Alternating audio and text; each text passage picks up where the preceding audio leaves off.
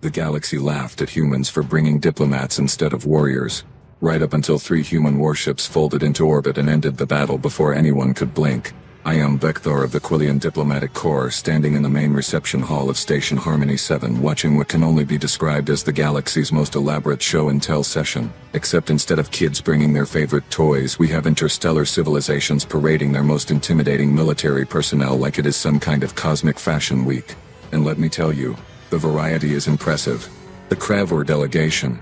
They brought Commander Thrax, who stands roughly 3 meters tall, has 4 arms that could crush titanium, and apparently bathes in the blood of his enemies, or so the rumors say. Personally, I think he just has a really aggressive skincare routine, but who am I to judge?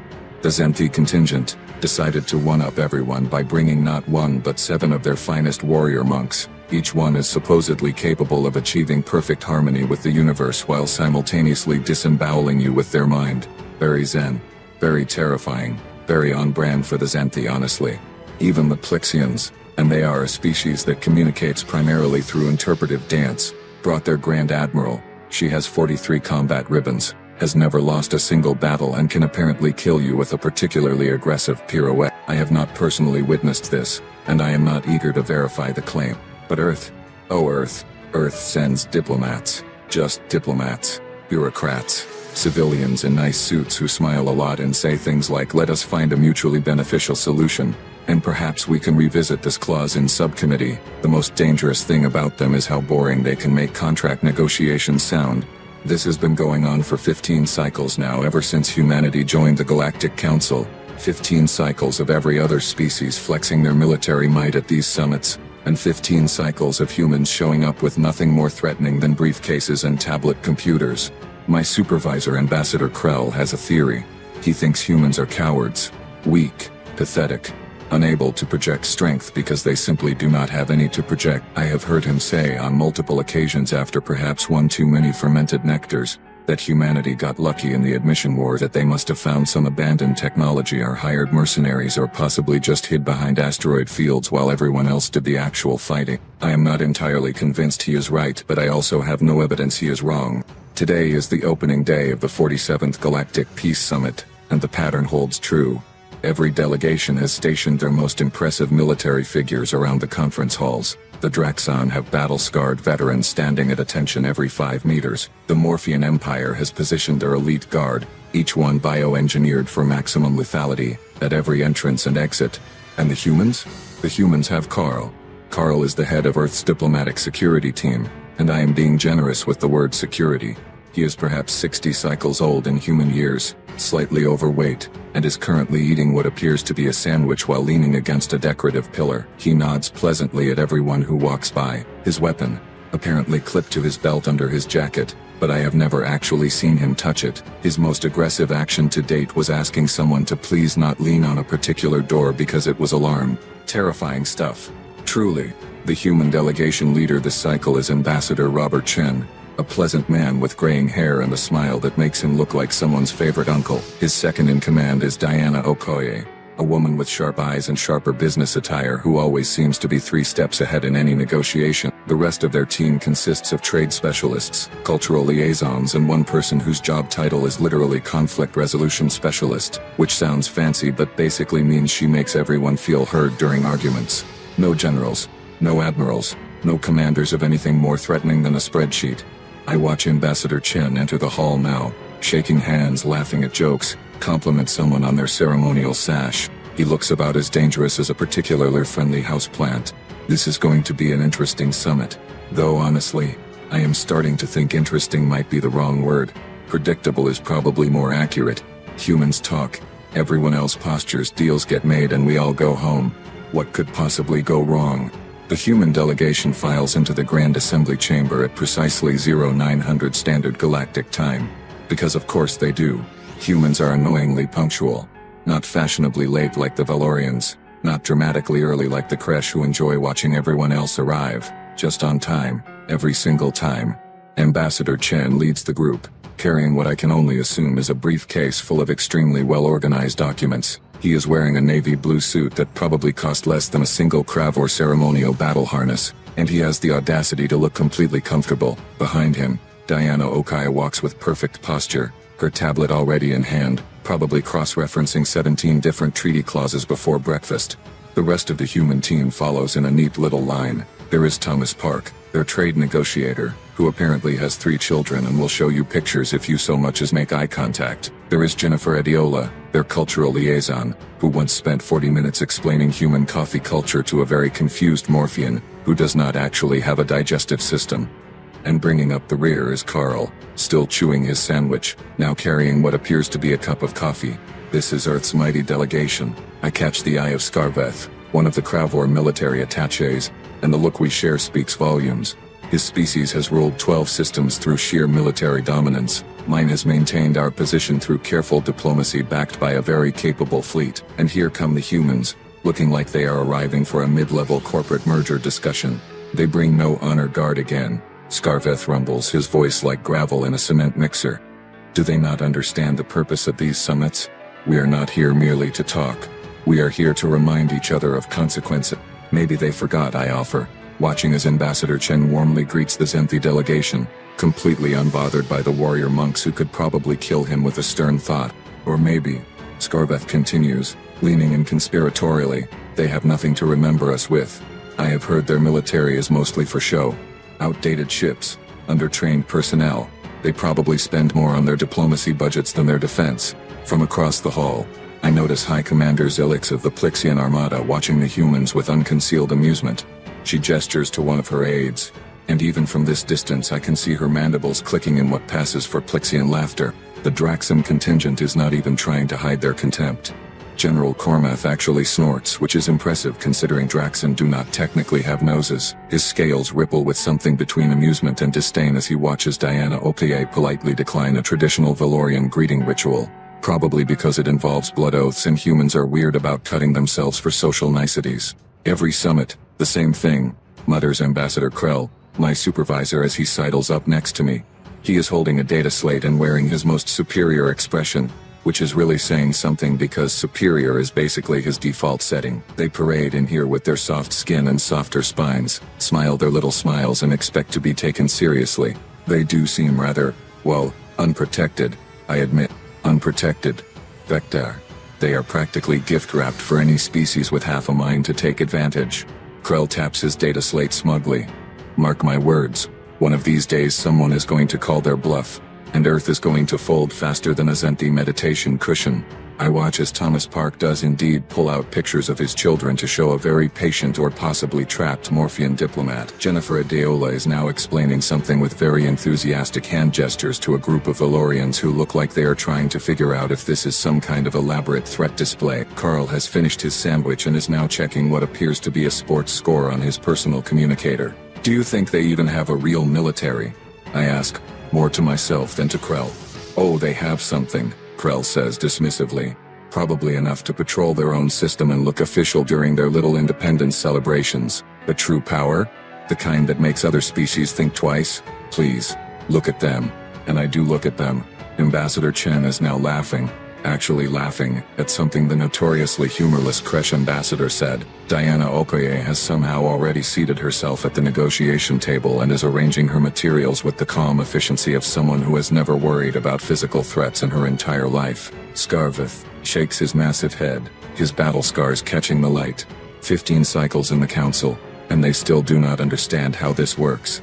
You bring your warriors, you show your strength, you remind everyone why attacking you would be, what is the human phrase? A bad idea. A very bad idea. I correct automatically. Yes, that. But Earth? He gestures broadly at the human delegation. Earth brings accountants. The sad thing is he is not wrong. That is exactly what they look like. Accountants, middle managers, customer service representatives. Not a single person in that delegation looks like they have ever held a weapon, let alone used one. And yet, something nags at me. Something I cannot quite put into words. There is a confidence in the way Ambassador Chen moves through the room. Not arrogance, nothing like the Kravor swagger, or the Zenthi serenity, just like a person who has absolutely no concerns about his safety whatsoever, which given the company should probably be concerning. But what do I know? I am just a mid-level diplomatic aide watching humans be, human. This is going to be a long summit. 3 hours into the summit, right in the middle of Ambassador Krell's incredibly boring presentation on trade road optimization. The station alarms start screaming. Not the polite chiming that means someone left a door open. Not the gentle beeping that indicates a scheduled maintenance cycle. No, this is the full-throated, gut-wrenching wail that means something has gone catastrophically wrong. The main view screen flickers to life, and Station Commander Vrill's face appears, his expression somewhere between panic and fury. All delegates, we are under attack. Multiple hostile vessels have breached the outer perimeter. This is not a drill. Military personnel to defensive positions immediately. All civilians to designated safe zones. For exactly 2 seconds. Nobody moves. We are all too shocked. Station Harmony 7 is supposed to be neutral territory, protected by 17 different treaty agreements and enough defensive satellites to make any attacker think twice. Apparently someone did not get the memo. Then chaos erupts. The Kravor warriors are already moving. Weapons appearing from places I did not know could hide weapons. The Zenthi warrior monks flow toward the exits like a synchronized death ballet. The Plixian admiral is barking orders in 3 languages simultaneously, while her honor guard forms a protective perimeter. And the humans are just standing there. Ambassador Chen calmly closes his briefcase. Diana Okai taps something on her tablet. Thomas Park looks mildly annoyed, like someone just canceled his dinner reservation. Jennifer Adiola actually sighs. Carl, and I cannot make this up, Carl takes another sip of his coffee. Should we not be moving? I hiss at Ambassador Krell, who is already gathering his materials with shaking hands. Yes, to the safe zones, quickly now. He is trying to maintain dignity, but his feathers are ruffling in all the wrong ways, which is a dead giveaway for Quillian panic. Through the view screen I can see the attackers now. 6 heavy Corsair ships, bristling with weapons, bearing the marks of the Bloodfang Marauders. Because of course it is the Bloodfang Marauders, the most notorious pirate fleet in 3 sectors, led by Grask the Ruthless, who is famous for 2 things, taking what he wants and leaving no witnesses. This is bad. This is very, very bad. The station's defense grid opens fire, bright lances of energy streaking across the void. The Kravor warship docked at Port 3 is powering up weapons. The Zenthi meditation vessel, which is apparently also a very heavily armed meditation vessel, is launching fighter craft. Even the Draxon cruiser is maneuvering into position. It should be enough. It should be more than enough. We have the combined military might of 7 major galactic powers currently docked at this station. Except the Bloodfang Marauders are not running. They are not even slowing down. Their ships weave through our defensive fire like it is a training exercise. Their shields absorb hits that should have crippled them. One of their vessels actually rams through a section of the defense grid, and I watch in horror as an entire satellite array goes dark. How are they doing this? Someone shouts. Military-grade shielding combat algorithms. They came prepared. Scarveth growls, his confidence from earlier evaporating rapidly. They knew exactly what they would face here. The battle is not going well. The Kravor warship scores a direct hit on 1 Corsair, but 2 more are already flanking it. The Zenthi fighters are fast, incredibly fast, but the pirates are faster. Within minutes it becomes clear that we are not winning. We are barely holding. A massive impact rocks the entire station. The lights flicker. Somewhere in the distance I hear the sound of explosive decompression, quickly sealed by emergency bulkheads. They are boarding us, Commander Rill's voice crackles over the intercom. Decks 7 through 12. All military personnel repel boarders. Civilians, stay in the safe zones and do not, I repeat, do not attempt to engage. This is a nightmare. An actual living nightmare. Pirates are boarding a neutral diplomatic station during a peace summit. The kind of thing that starts wars. The kind of thing that gets entire species sanctioned. The kind of thing that simply does not happen because everyone understands the consequences. Except it is happening right now. I look around for the human delegation, expecting to see them cowering, panicking, finally understanding that their lack of military presence was a catastrophic miscalculation. Instead, Ambassador Chen is on his communicator, just talking, like he is ordering lunch. Yes, this is Ambassador Chen. Authorization code Alpha 7 Tango 92. We have a situation at Station Harmony 7.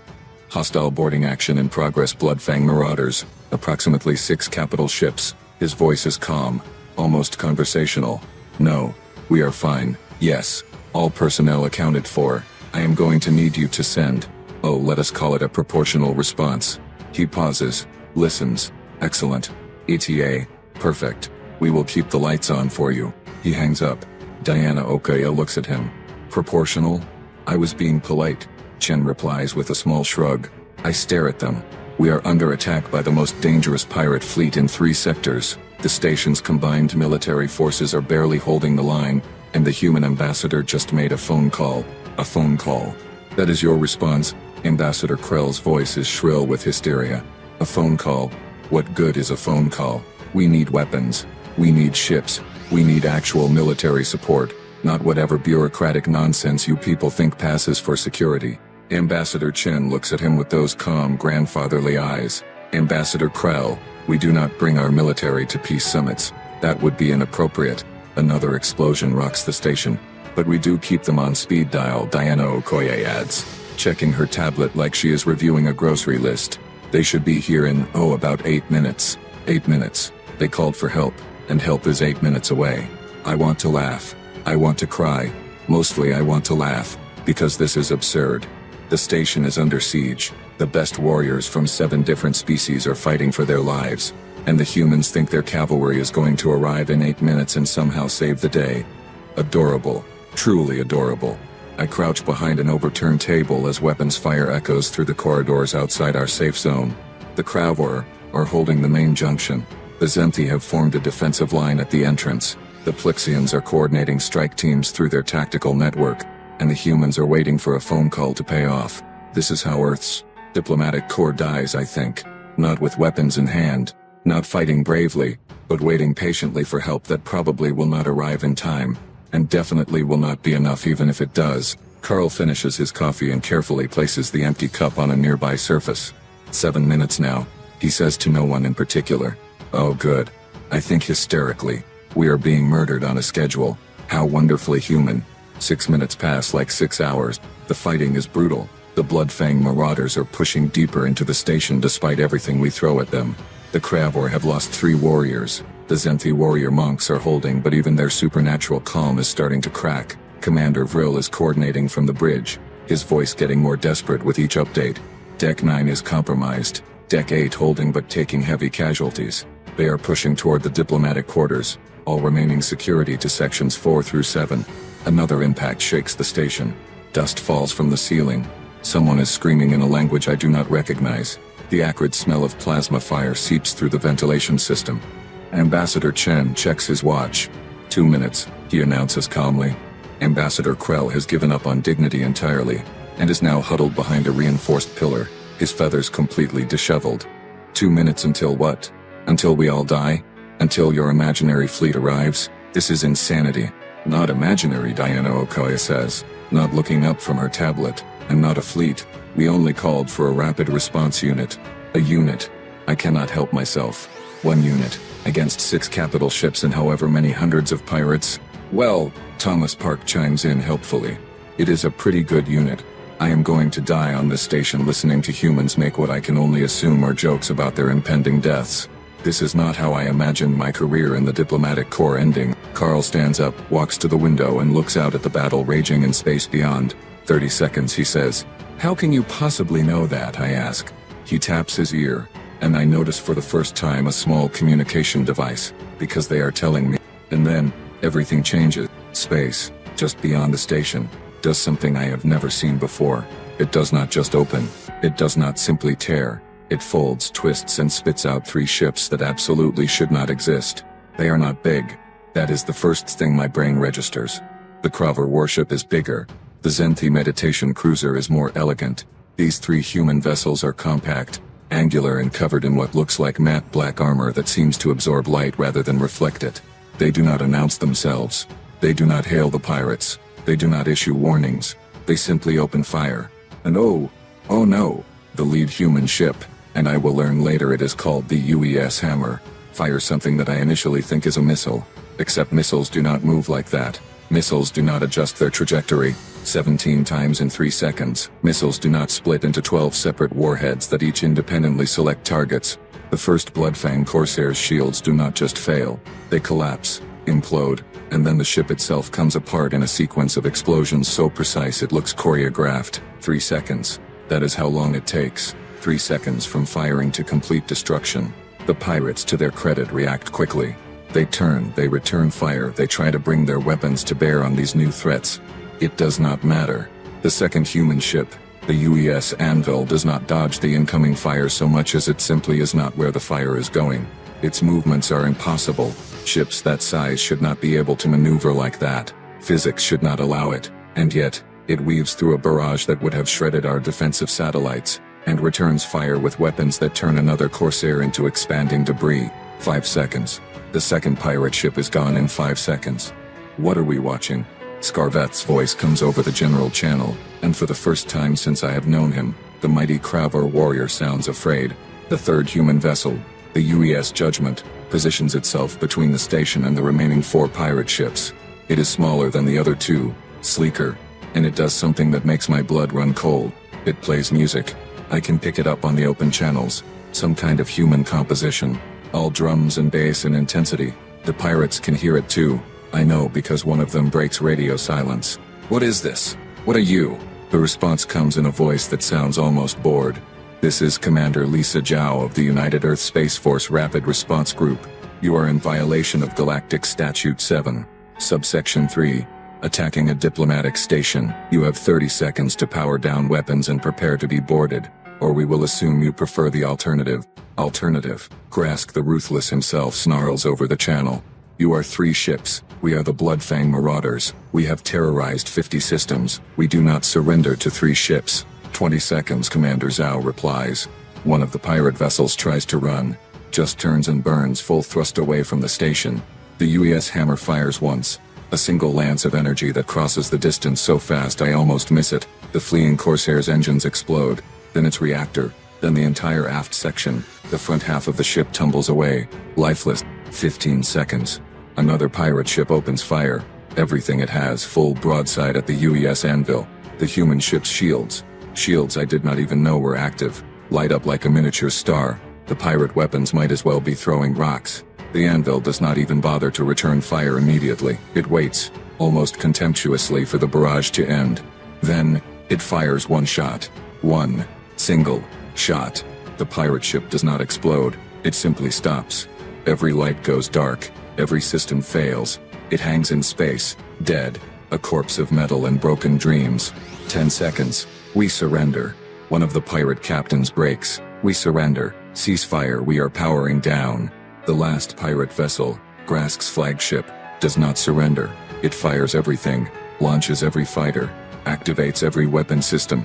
It is a desperate, furious assault, the kind of firepower that would overwhelm most military vessels. The UES Judgment does not even slow down. It flies through the incoming fire like it is not there. Its point defense systems creating a web of precision destruction that eliminates every single threat. Missiles vanish. Fighters turn to vapor.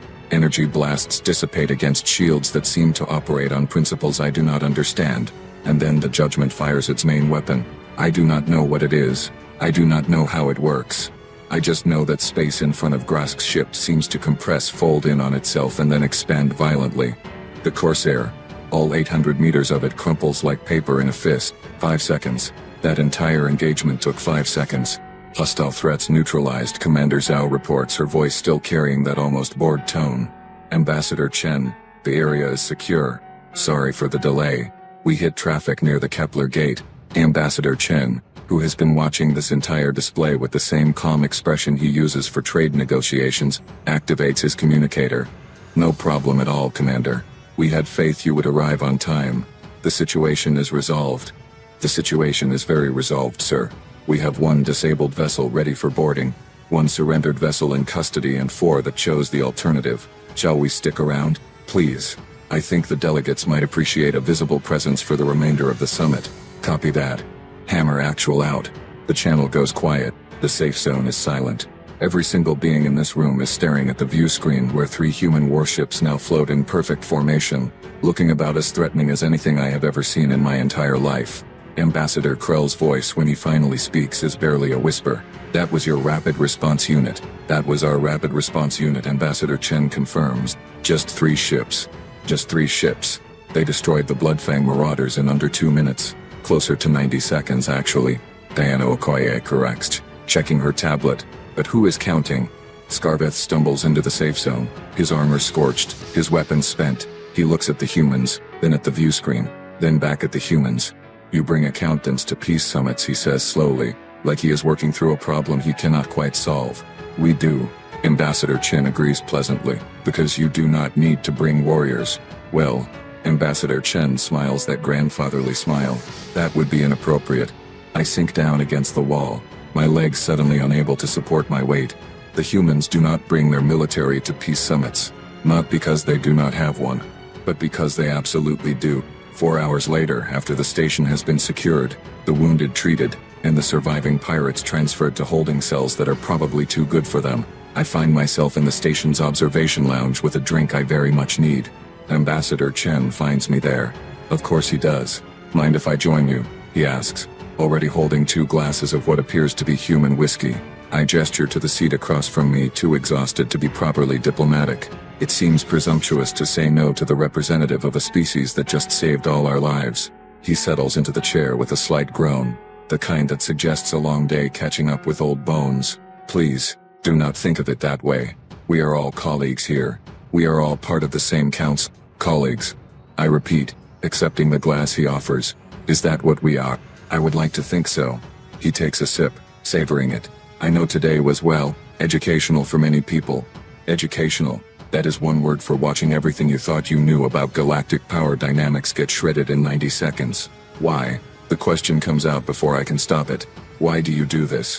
Why come to these summits with no protection, no warriors, no visible show of force? You had to know how it looked. You had to know what everyone was saying about Earth behind closed doors. Chen looks out the window at the 3 human warships still holding position around the station. The U.S. Judgment has its running lights on now, and they cast strange shadows across his face. We knew, he says quietly. Of course we knew. We have intelligence services, Vector. We hear the whispers. Earth is weak. Earth is soft. Earth got lucky. Earth does not belong at the big table.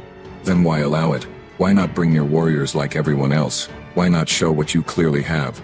He turns back to me and his expression is serious now, the grandfatherly warmth replaced by something harder. Something that reminds me that this man did not become Earth's chief ambassador by being nice, because that is not how we want to conduct diplomacy. He says simply, we do not negotiate with guns on the table, Vector. We do not believe that peace talks should be held in the shadow of weapons. When we sit down to discuss trade agreements, or territorial disputes, or cultural exchanges, we want everyone in that room to be thinking about the conversation, not about the size of our military contingent standing outside the door. But everyone else brings their military, I point out. Every species except yours. Does that not put you at a disadvantage? Does it? He raises an eyebrow. Think about today, when the Bloodfang marauders attacked. Who was more effective? The warriors who were already here, postured and positioned and ready for show? Or our 3 ships that arrived in response to a phone call? I have no answer for that. The Crowver, the Xenthi, the Plixians. All of us with our proud warriors and our military might on display, we barely held the line. The humans came in cold and ended the threat in the time it takes to make a cup of coffee. We separate war and peace, Chen continues. When we come to these summits, we come as diplomats. When we negotiate in good faith. We listen. We compromise, we find solutions. We do not loom. We do not threaten. We do not remind everyone at the table that we could kill them if we wanted to. But you could, I say softly. But we could, he agrees. And here is the thing, Vector. Because we do not bring our military to these talks, because we do not make those implicit threats when we do call them when we do need them, everyone remembers why. I take a long drink, letting that sink in. You keep them close enough to answer when called. Exactly. 8 minutes, that is our response time to anywhere in this sector. 15 minutes to anywhere in council space. We do not need our military standing in the conference room, because they are never more than a phone call away. And that does not strike you as, I do not know, manipulative? Everyone thinks you are weak, and you just let them. Chen shrugs. Let me ask you something. Right now, after today, do you think Earth is weak? No. I answer immediately. Absolutely not. And if we had been bringing those warships to every summit for the past 15 cycles, showing them off, making sure everyone saw them, would you have learned that lesson better or worse than you did today? I open my mouth, close it. He has a point, and I hate that he has a point. When you negotiate from a position of visible overwhelming force, Chen says, people agree with you because they are afraid. When you negotiate as equals, when you show respect and restraint, and then only when necessary reveal what you are truly capable of, people agree with you because they understand. Understand what? He finishes his drink and stands, placing a friendly hand on my shoulder. That we choose not to be threatening. We do not have to be. And that makes us more dangerous than any species that leads with their weapons. He starts to leave, then pauses. Oh, and Vecthar. For what it is worth, we have always taken the council seriously. We have always respected our fellow members. We just do not believe that respect has to come at gunpoint. I watch him walk away, this unassuming human in his moderately priced suit, and I think about the 3 warships outside that appeared from nowhere and dismantled the most feared pirate fleet in 3 sectors like it was a training exercise. The humans do not bring their military to peace summits. They do not have to. And that, I am beginning to understand, is the entire point. The summit resumes the next morning, and everything has changed while simultaneously staying exactly the same. The Kravors still bring their warriors. The Zenthis still station their warrior monks at every corner. The Plixians still have their honor guard in full ceremonial armor. But now, there is something different in how they stand, how they watch the human delegation pass by. It is not quite fear. It is not quite respect. It is awareness. The humans, for their part, are exactly as they were before. Ambassador Chen with his briefcase and his warm smile. Diana Okai with her tablet and her perfect posture. Thomas Park, showing new pictures of his children, now including one from a recent birthday party. Jennifer Adiola explaining human tea ceremonies to a fascinated group of Valorians. Carl drinking his coffee, looking like everyone's favorite security guard who has never had an exciting day in his life. Except now we know. Now we all know. Ambassador Krell avoids me all morning, which is fine because I am not sure what I would say to him anyway. His theory about human weakness, about humanity getting lucky, about them not understanding how galactic power works, all of it has been exposed as precisely what it was, wishful thinking from species who wanted to believe they were still at the top of the food chain. I watch the human delegation take their seats at the negotiation table and I finally understand what I am seeing. This is not weakness. This is not naivety. This is the most sophisticated form of intimidation I have ever witnessed. Because here is what the other species do. They bring their warriors to remind you they can hurt you. They position their guards to make you nervous. They flex their military might so you will not forget who has the power in the room. It is effective, sure, but it is also obvious. It is a threat you can see coming, prepare for, defend against. But humans sit down across from you, smile politely, and discuss contract clauses like reasonable people.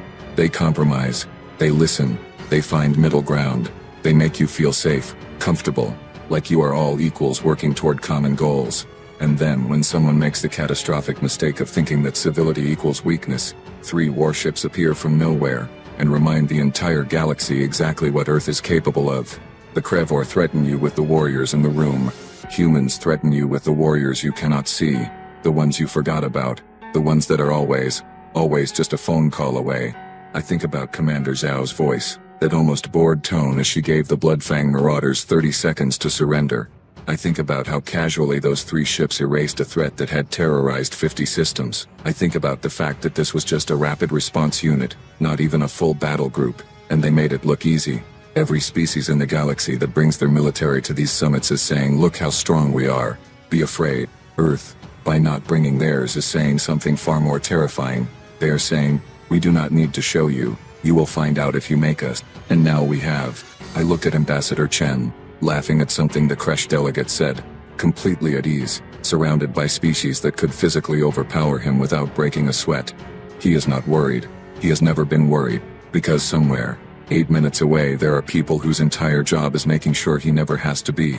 The humans separate war and peace, and that is what makes them absolutely terrifying. When the Kravor negotiate, you are always aware of their capacity for violence. It is there in the room with you, coloring every interaction. But when humans negotiate, they are genuinely, authentically interested in finding peaceful solution, right up until the moment they are not. And then you discover that the nice people with briefcases have friends, very capable friends, very close friends, friends who can end your entire existence in 90 seconds while listening to music.